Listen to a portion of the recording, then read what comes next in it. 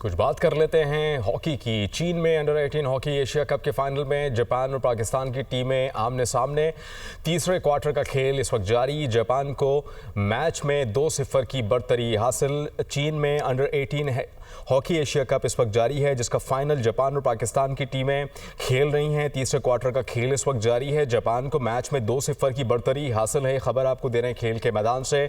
सनसनीखेज मैच इस वक्त जारी है। हॉकी का final under 18 hockey Asia cup के फाइनल में जापान और पाकिस्तान की टीमें इस वक्त आमने सामने हैं और पाकिस्तान की टीम भरपूर कोशिश कर रही है कि ये मैच अपने नाम किया जाए। कुछ बात कर लेते हैं हॉकी की। चीन में अंडर 18 हॉकी एशिया कप के फाइनल में जापान और पाकिस्तान की टीमें आमने सामने।